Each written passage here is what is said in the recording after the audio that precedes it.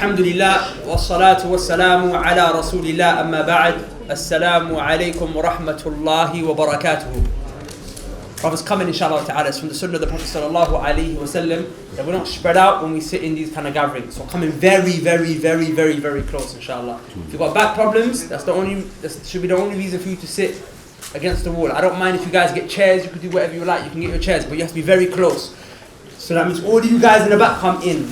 Barakallahu feek. If you're not participating in the lecture, you're tired, you want to sleep in the back, no problem, you can sleep in the back inshallah ta'ala. But if you're paying attention, you're awake, you actually want to benefit, then you come in close. And this is how it has to be every single lesson from now on. Does that make sense? Yes? Barakallahu feekum wa jazakumullahu khairah. I have with me Sheikh Abdul Qadir, and I've gotten to know the Sheikh quite a lot over the last year or so, just over a year.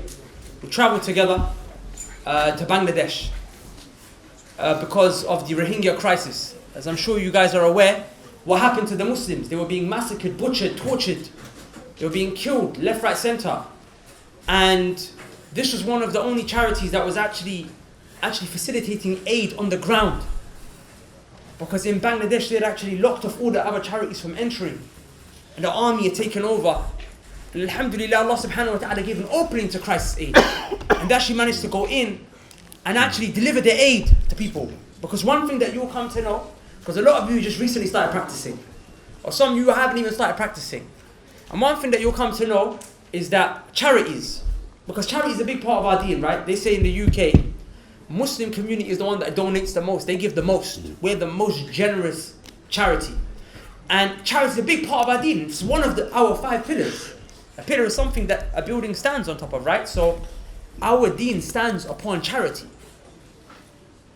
Now, it being such an integral part of our life, one of the things that you will very quickly come to realize, or at least I hope you learn it very quickly, is that a lot of charities, they're just there to play games. They're businesses. They just run for their own interest. And a lot of the times you see that the aid doesn't even get to the place where you want it to go. Some charities I know took money that people gave for orphans and widows, and they gave it to a football player. 50 grand. 50 grand to a football player. Why? Just so they can say, oh, this guy came to our charity. They came to our event. So that's the kind of charities that are out there. The reason I'm mentioning this right now is because I became very heartbroken when it came to charities. Because as a Muslim, when Allah subhanahu wa ta'ala says, إِنَّمَا الْمُؤْمِنُونَ إِخْوَةً, that verily the believers are brothers. So when I hear about my brothers and my sisters in Muslim countries, in Palestine, in Syria, in Kashmir, in Iraq, in Afghanistan, in Somalia, wherever they might be, when I hear about them suffering, it causes me pain. And it causes you pain, like you all see the pictures, the videos. It upsets you. They say blood is thicker than water, but Iman is thicker than blood. Because I don't know those people that live across the world from me, but I feel pain when I hear about what they go through, right? I cry. We all cry. We shed tears. We all been there on Ramadan when the Imam is making dua for the Muslims, struggling around the Muslim world, and we start crying, right? We feel that pain. So I wanted to help. So I got involved with some charities, some GoFundMe links, raise some money, do this, do that. And guess what? When you get a bit deep, you realize these people, they're not even giving that money to where it needs to be delivered. They'll come and show you just a few videos. To make it seem like we do something on the ground. But they ain't doing nothing. They're not doing nothing. When it came to crisis aid, what inspired me and drove me towards actually speaking to the Sheikh to work on this project, because I think about 3 years went by, I never worked with a charity, was because this was a charity that's built upon the manhaj of the Salaf Salihin. It's a charity that goes in accordance with the sunnah of the Prophet sallallahu alaihi wasallam. When they do events and programs and they've got issues and whatever have you, they call up scholars. Well, what do the scholars say about this? Are we allowed to do this? Are we allowed to do that? Not like these other people that go to businessmen, this, that, and the other. They bring fitna and fasad. We hear about all this halal hip hop. These Muslim models. Who the hell made these people famous? Who made these people famous? These charities made them famous. They brought them on tours because they knew little kids will come and pay money to watch them, right? And they made them famous. They made an industry out of this. But at the end of the day, anyone who comes out of Jahiliyyah, who experienced haram in its pure essence, and found desires in that, is not going to find enjoyment in any way, shape, or form with regards to these dead, nasheed artists or whatever else it is that they are, yeah? These rap artists.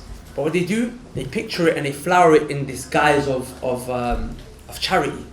So come for charity, and then they get the little kids hyped up, and they come and they donate and whatever have you. Not realizing half the money went on paying for this guy's first class ticket to fly him over. So they're the ones who done this. They made these hijabi YouTubers famous. They made these fake, Muslim rap artists famous. They're the ones who brought a lot of this facade that we're dealing with today.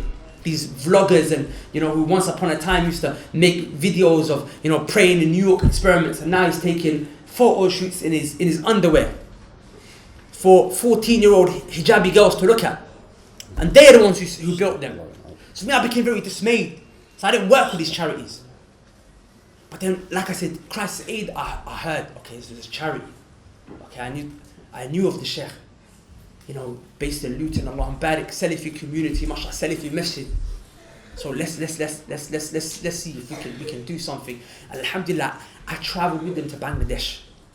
I went with them, and I saw the way everything is on the ground, and I was shocked.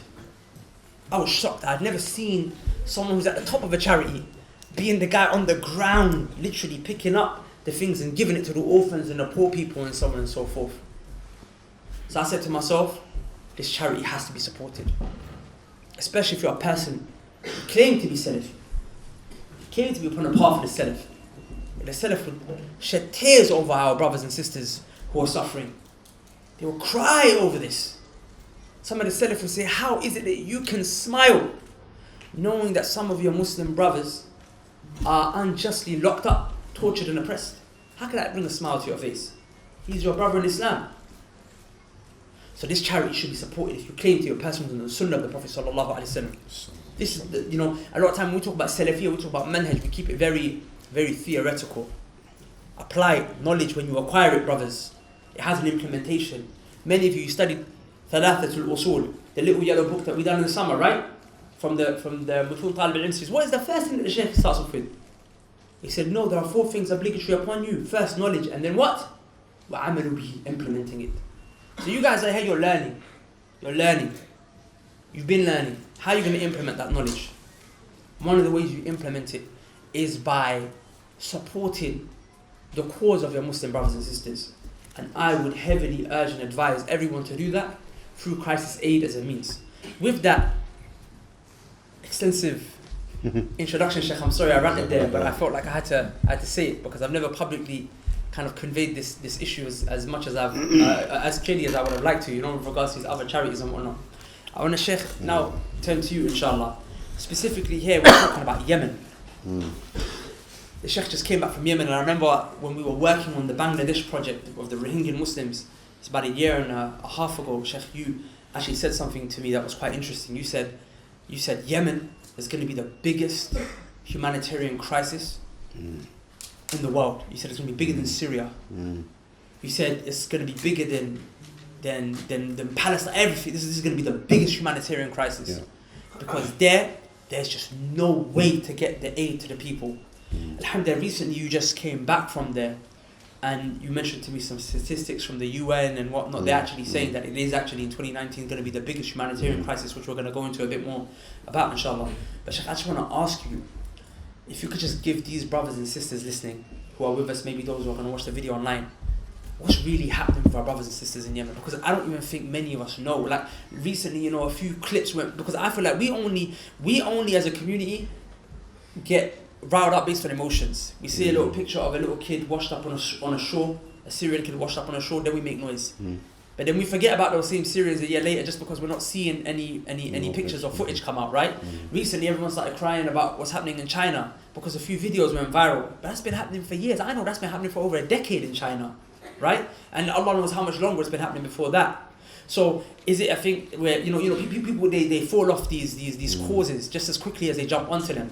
Yemen's been happening for a long time, Sheikh, and in a few months I can just see the whole world's going to be talking about it. All these charities are going to be inviting over their little models and their hijabi YouTubers and their little fake gangster rappers from America, Canada, because that's where they come from. Yes, alhamdulillah, we don't have too many of them here, even though there's a few of them in Leicester. But they're gonna be coming over, with their fahsha, and they're gonna say, oh, it's for Yemen. But like, Sheikh, you've been there. Can you tell us really what's happening there? Bismillah ar-Rahman ar-Rahim. Alhamdulillahi Rabbil Alameen. As-salatu was-salamu ala Rasul al-Kareem. Amma ba'd. أولا اللهم لا تؤاخذ بما يقولون واجعلني خيرا مما يظنون واغفر لي مما لا يعلمون. So, regarding Yemen, where do I begin? When we were in Rohingya, we were unable to reach the people of Yemen. The borders were locked down, the war was intense, there was nobody that could deliver food or aid there. The people just suffered. From 2014, when the war hit its highest point, up until now, continuously they've been suffering and suffering and suffering. Bombs dropping, snipers shooting, Houthis basically taking out Ahl Sunnah wherever they could, not making any distinction between a fighter, a mujahid, a fighter, a qatil, and a madani or a civilian. They're not making no differences. Killing. This is what was going on for all these years. Alhamdulillah, now, by Allah's grace alone, I thank Him so much that He's opened the door for crisis aid to be able to go into Yemen, reach these people, and without any tone of exaggeration, we're able to reach people in any part of Yemen we want, even Houthi-occupied regions. Alhamdulillah. And inshallah, maybe later on I can explain that. Sheikh, I just wanted to ask on this issue. So you mentioned that crisis aid actually happened to make Allah subhanahu wa ta'ala facilitate for them to actually give the aid to these people. Wallahi, this is something amazing, Imran. This is that, how Allah subhanahu wa ta'ala, wherever we go, Allah opens doors for us. He just opens doors for us. Doors which, if people think it's closed, you're wasting your time, you're wasting your effort, you're leaving your family, your friends, your work and everything. What are you going there for? But when you get there, Allah opens it. And not only does He open that one door, He opens another one and another one and another one and another one. Based on Ibn Qayyim al-Jawzi, when he said that, good deeds, they give birth to more good deeds. If Allah subhanahu wa ta'ala sees from us, sees from you, some goodness, some khair, a good intention and a azima, strong azima, and you really want to help these people, Allah will make this happen. Because how else does Allah subhanahu wa ta'ala provide risk and sustenance for these people? Does it fall from the skies, or does He use the creation to reach this risk to them? He uses the creation, isn't it? And so, would you not like to be those creation that Allah chooses to use to reach these people? And this is the reality. Sorry, so the point I wanted to make was, so when you say you're on the ground and you're actually able to make it, and you actually said this is by you're not exaggerating in any shape or form. So that would lead one to think, like, is that such a big deal that you're a charity who's on the ground? Like, are there other charities that might be able to be on the ground? It's a huge thing. It's a massive thing, to the point where it frightens me to say that. And that Crisis Aid has the ability to reach the people of Yemen in any part of Yemen that we want. It's a big statement, and it's a scary statement. Imagine Allah subhanahu wa ta'ala had chose you. 28 million people live in Yemen. 2/3 of them, that's 18 million people, they don't know when their next meal is going to come from. They're food insecure.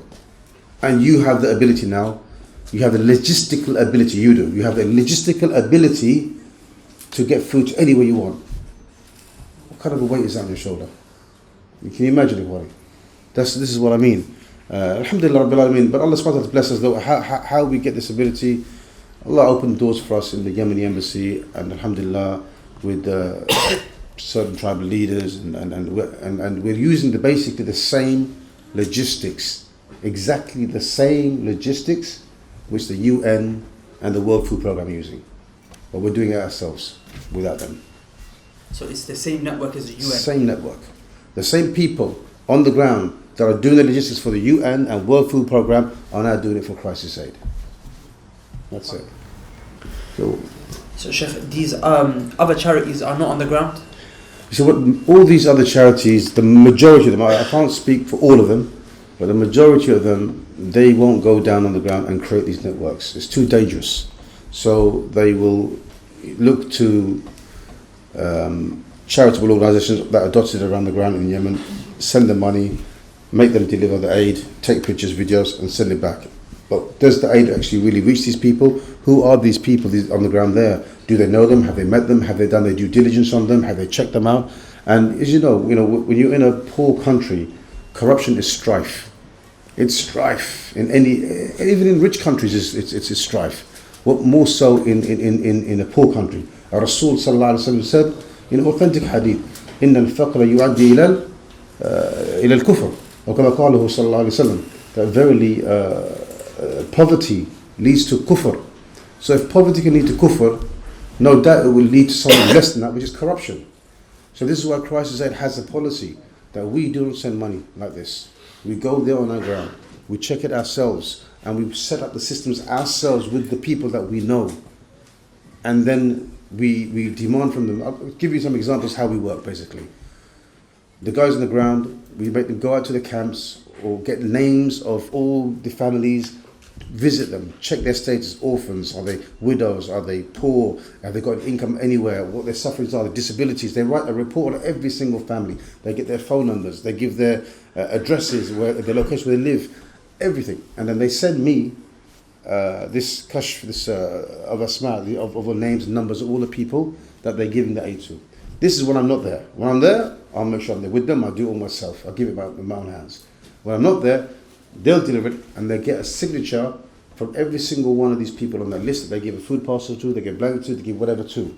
Then they send me this list. So I've got a list of 500 names now, all that receive food parcels or blankets or fuel, whatever it is. And I do random calls. Out of 500, I may call 30, 40, 50 random ones. Did you receive this? Did you receive that? Did you receive it? Did you receive it? One person says no to me, I'm chasing that guy to get that money back off him. He won't get a penny until he's given the money back, which he hasn't delivered. But alhamdulillah, we haven't had that problem. All the people, every time we ring, we check, they receive their goods. Alhamdulillah, people that they're on the ground there now, in these teams that we have in Aden, Ta'ib, in Taiz, Ib, and in Sana'a, these are our people, our own people. They're not UN staff, they're not World Food Programme staff, they're not even people who have some business interest or anything. These are just regular people who fear Allah subhanahu wa ta'ala and want to help themselves and others. Sure. So this is how we work on the ground there, alhamdulillah. When you went there on the ground, can you describe how dire the situation of the people of Yemen is? Allah, it's hard to describe. Whatever you see or whatever you saw in Syria of the suffering, it's 4 times worse than that. Because not only are they suffering from bombs and snipers and killing, there's a massive food shortage anyway. The famine that you see, the children you see whose bones are sticking out their skin, very thin, malnutrition, dying because of lack of food. All this is a man-made famine. It's not a natural famine through a lack of crops or rain or anything like that. This is man-made, war. There's food there, but it's being withheld. The Houthis are not giving the food to the people. 85% of the population of Yemen is Ahl Sunnah. Only 15 was the Zaydi sect, and some of them now have become Rafidi. So my point is that small minority is holding back the food of the majority. And how do they suffer when the food has been withheld from them? Look, there's no work. They've got no way of getting any income. If you don't have income, you can't buy food. If you can't buy food, you can't eat. And if you can't eat, what happens? You get sick. When you get sick, you have to go to the hospital. To go to the hospital, you need money to go to the hospital to be treated, to be seen. If you haven't got money, you can't be seen by a doctor or a hospital. So you just sit there and you die. Wallahi, you'll see videos. I went into one tent, of these people from Hodeidah. They came from Hodeidah, this is the east coast of Yemen. They came over, and there were some in Taiz and Ib and Aden. In Aden, there was one camp full of them. There was maybe 400 or 500 families. I went to see them, and I went through the tents and how they were living. It's terrible. We would not even put animals to live in that condition. Your dog and your cat lives better than they live. This is how bad the situation was. I went inside one of them, and there was a man, maybe 25, 30 years old, but he looked like he was 50. He's 25, 30 years old. He's lying on the ground. He was holding his stomach. He was sick. He's topless. I could see his ribs sticking out. I said, what's happened?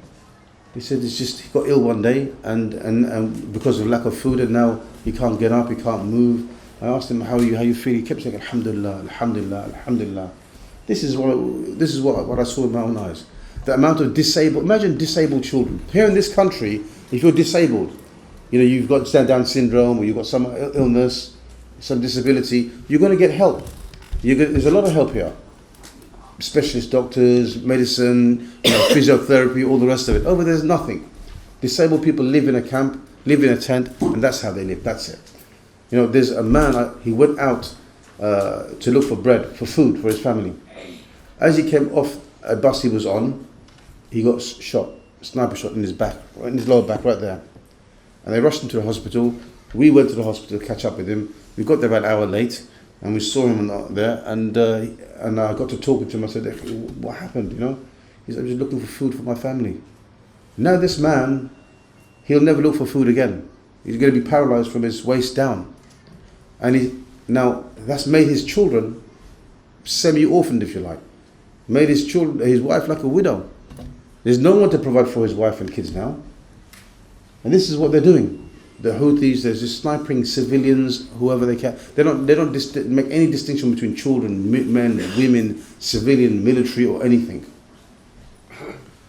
Another example, I'll tell you, went to one house and to visit some of these poor people, and subhanAllah, this woman, she lived in a room 5 foot by about 10 foot. Her and 3 children.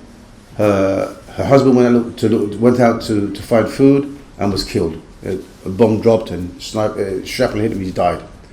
And now she's got a disabled child, and she's got 2 other children. And they live in this small square room. One side of it was a toilet. The other side was a little place where they cook food, where they had no food, but where they cook.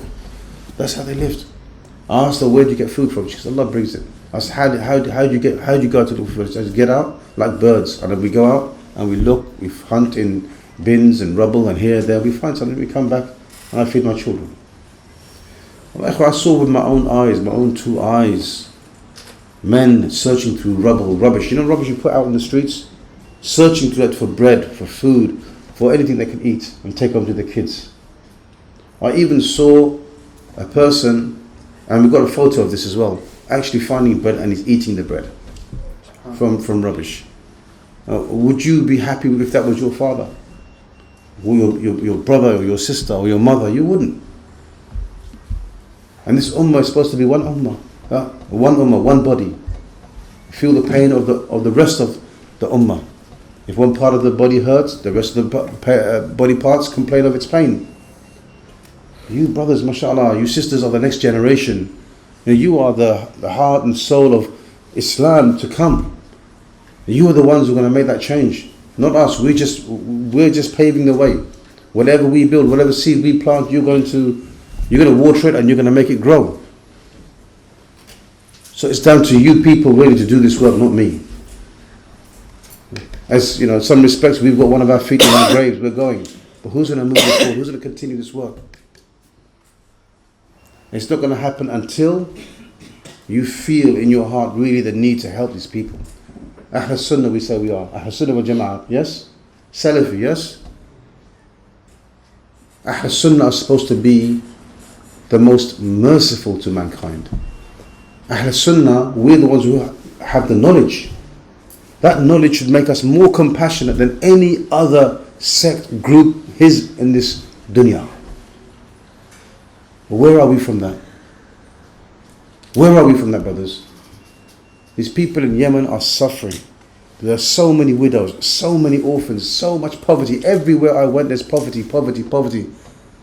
People, I don't even want to say it, but I said, no, we'll leave that. My point, Ikhwani, is that it's hard to describe every single situation that I saw time and time and time again in different forms, different places. It's difficult, but no, the sacrifice has to come from us. We've got to make that sacrifice. How much you eat 3 meals a day? Your food bill at the end of the month is what, £500, £600 a month? Now, if we can't make that small sacrifice and say, you know what, this month I'm going to eat only £500 worth of food and not 600, or I'm going to eat, £400 worth of food and not 500, and that £100 I'm going to save it. And at the end of the month, I'm going to buy food parcels for families in Yemen and let them eat for a month, 2 months. It's not beyond you to do that. It can be done. But it's how much you really feel their pain and want to help them. When the drought in Somalia happened, alhamdulillah, we raised tens of thousands of pounds and went there. We gave thousands of food parcels, water tankers, filled water in many different places. We helped them best we could. Now the time for Yemen has opened. Brothers, it's opened. Syria, we've been helping since 2013. Alhamdulillah, we will continue helping them. We won't stop. But just only now, recently, we were able to give and reach the people of Yemen. It's a massive thing. Massive. But what can I do if you people don't raise the money or get the money? I can do nothing. And inshallah ta'ala, I won't be questioned about this Yawm al-Qiyamah, but you will be. I'll be questioned about the money that's donated to me. What did I do with it? Did it reach these people? That's my responsibility, my shoulder. I have to answer. But your questioning will be, you heard Allah will say to you, I gave you 2 eyes, I gave you 2 ears. Inna as-sam'a wal absara wal af'ida kullu ulaka kana anhu mas'ula. Verily, your hearing, your sight, your heart, all of it will be questioned. So when this comes to you, this awareness comes to you, do you think Allah's not going to question you about this? So Allah chose you all people to sit here for a reason to this evening. So Yawm al-Qiyamah, He can ask you, what did you do now? If anybody wants to see the work that we have done already, you just have to look up on YouTube and you'll see in Yemen what we've done already there, inshallah ta'ala. Sheikh, could you please, I know you mentioned there's so many incidents, it's just going to become too much, too overwhelming to try and record them all.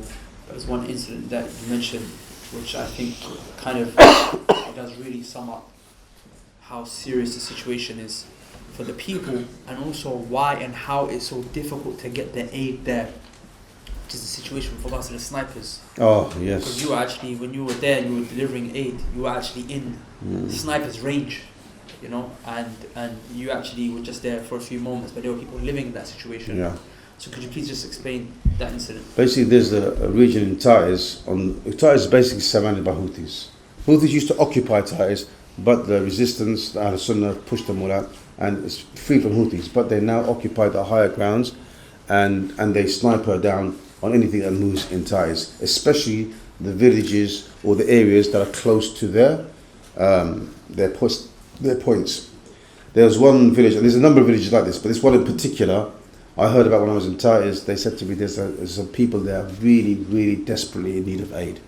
I said, why? Because they're locked down because of snipers. They can't come out. They can't come out and get food, water, anything. They're just stuck there. So I said, how long have they been in this situation for? They said, they've been like this for 1 year. I said, how did they survive 1 year not being able to come out and get food, water, doctors? How did they survive? He said to me, basically, there is a house which is close to that village, and that house, from the back end of the house, they can go out, get food, and then they throw the food to the nearest house in that village. And then the house of that house throws to the next house, throws to the next house, throws to the next house. That's how they survive for 1 year. And they only throw oil, flour, and rice, and anything else small they can get their hands on. That's how they've been surviving that village. So I said to them, you know what, I want to go and see this with my own eyes, and I want to video this, I want to show it to the people of UK. I've come this far, let me show them how these people are suffering. So alhamdulillah, Allah destined for me to go there with a car, 5 people. When we got to the upper part of that village, and they said, look from here, take the video from here. And I couldn't do the video, it was too far, it was blurred, it wasn't, I said, I have to go there. They said, you know what, if you're willing, jump in this motorbike and we'll take you to the actual house where they throw the food. I said, Bismillah, let's go. So they wrapped me up and everything and jumped on the back of the bike. The other companions stayed where they were, and we headed out there. Drove, rode up there, and then jumped off, went through all these makeshift trenches, whatever, and then I found myself in this house. And I met the father, the one who's in charge of throwing the food to this whole family. I said to him, are you not afraid? Are you not scared? He said, no, if I don't do this, these people are going to die. And he showed me a picture of his son on his mobile phone. He said, this is my son. He's about 8, 9 years old. He said, he used to throw, and now he's shahed. They stabbed him in his head. So I said, who throws now? He said, my daughter throws now. 18 years old, wallahi, probably the most bravest girl I've seen in my entire life. You know, I'm standing there in the video with my phone by the window, and he's telling her, get ready, you know. Okay, now go. And then she'd jump outside, she'd throw the food, and then jump back inside, and she never get shot, nothing. And I wanted to take the picture, put my phone under the this cloth. They had this green checkered cloth. It was a bit like a net. I wanted to put my phone from underneath, and they refused. No, don't do that. Don't move it. If they see has doing anything like that, they may shoot. So I put my back. I took the picture from inside of the room, and I videoed the whole thing. But then when it landed on the other side, I managed to get my video this way, my phone, and I filmed it landing, people looking for the food, and then passing it along. The point, Ikhwan, is that I saw this with my own eyes. It's a reality. Imagine if this is how you had to live. You know, the only way you get your breakfast, lunch and dinner is in this way. Or even once a meal a day was in this way. You have to wait until somebody throws at you. And if nobody throws anything, you just don't eat that day. This is how they lived. It's a very, very, sad situation. But I wanted to go there. I wanted to bring this to you people so that you will see the need. And you can question yourselves, what sacrifice are you ready to make now to lift that burden off of them? And wallahi, I'm standing here telling you now, I don't think any of you can say, well, we can't get the food to Yemen. You might be able to say, well, I can't raise money, whatever reason why, and I can't donate money for whatever reason why, but you can't say that we can't get the food to Yemen. Because I'm telling you, we can. Sheikh, what will be the most effective thing for our brothers and sisters who are listening to do? How can they support Christ's aid in being able to get this food to Yemen? Wallahi, it's about supporting the brothers and sisters in Yemen. We, Christ's aid, are just a vehicle. We're just a bridge. Imagine us here in UK, Yemen over there. That bridge to Yemen is Christ's aid. This is what we need. We need you to load us up so we can give this food, fresh, clean water, blankets, medicine, whatever else they need. And the way you can do this, my brothers, is by making noise. Speaking about it, making noise, creating awareness. Go home. First and foremost, you go to your families. Go to who you have the ability to influence, which is your families, your immediate families, and tell them, listen, I've just heard this talk. Look up Christ on the website and the Facebook. You'll see. And raise money through your friends and families. That's the first thing I'll ask you to do. Donate yourself. Say target. Okay, you know what? I'm going to set a target of £500 or £1,000, and I'm going to get this by, inshallah, end of January, end of February. £1,000 end of February. Imagine now how many people is about 100 people, 200 people? If 50 people said, 50 of you said, you know what? I'm gonna take that. That's £50,000. How many people can we help with that? Loads of families will eat. It will save them from malnutrition. It will save them from, awful diseases and illnesses. But it's down to you people. Other ways you can do this is by opening a GoFundMe page, a Just Giving page, Facebook page, and start fundraising for Yemen. And like I said, above all, everybody's on social media. All of you are on social media. Or many of you are. Facebook, Twitter, Instagram, there's YouTubes. Use it, talk about it, create awareness. And tell the people that are following you, you know what, I found a way of helping these people. Let's divert it there. And inshallah, we will show you video footage of donations reaching them, inshallah. We've just sent just now 2 40-foot containers full of aid to Yemen. We sent one last week and one the week before that. Third one, inshallah, will go to the 10th of January, roughly, inshallah. These are 40-foot containers full of food, clothes, medicine. But do you think that's enough? 18 million people don't know where their food is going to come from. 3 40-foot containers. It's like if you drop a needle in the sea, nothing comes out. But we're not going to be questioned about the effect of of our aid, are we? Is Allah going to, on Yom Al-Qiyamah, say, okay, you donated £1,000. How did it affect these people? Did they eat? Did they sleep? Did they go hungry? Did they get medicine? You're not going to be questioning about that. That question, the answer to that is with Allah subhanahu wa ta'ala. He is the one who makes that change. He is the one who changes the situation and helps the people. Our job is to make the sacrifice, do the work, give the money, and then put our trust in Allah. There's ajr, there's reward in this, brothers. Barakallahu feek, Shaykh.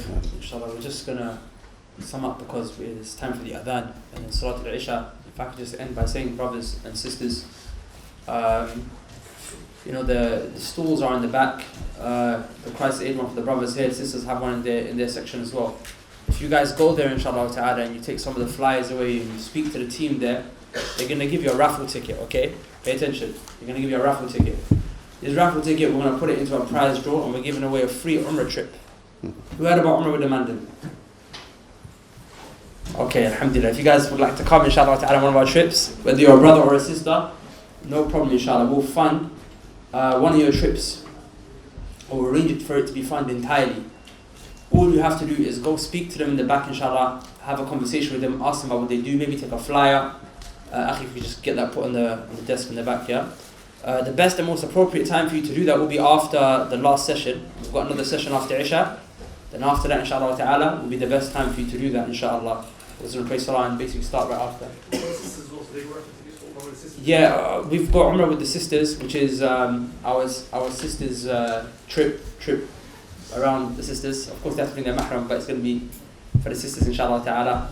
They're going to be the main focus of that, and for that, inshallah ta'ala, you also have a chance of winning a free ticket, yeah? But with that said, my brothers and my sisters, please don't take this lightly, wallahi, okay? Our Muslim community doesn't have any problem with giving money. We are, alhamdulillah, Allah made us generous people. We give, but you know what it is? We give it in the wrong place. It's upon you, when there's so much facade and corruption around, to know and to ask yourself, where am I giving this money? Don't get brought up into the hype. Ramadan comes, these charities, they take people, like they're not, wallahi, you know these people who work for these charities, they don't pray in tahajjud or tarawih. I know so many of them. They say, oh, we're going to Islam charity. That's where they make their money. They don't, many of them don't even pray salah. You'll be shocked. Some of them, they go and as they deliver an aid, wallahi, they listen to Cardi B. You know Cardi B? As they're going, they're taking food to people who are dying, and they listen to Cardi B in the car. A stripper who became a rapper. That's what they do. I'm saying you guys need to make sure you support the right charities. I'm not saying Christ Aid is the only one, but it's one of the only ones. سبحانك اللهم وبحمدك أشهد أن لا إله إلا أنت أستغفرك وأتوب إليك. السلام عليكم.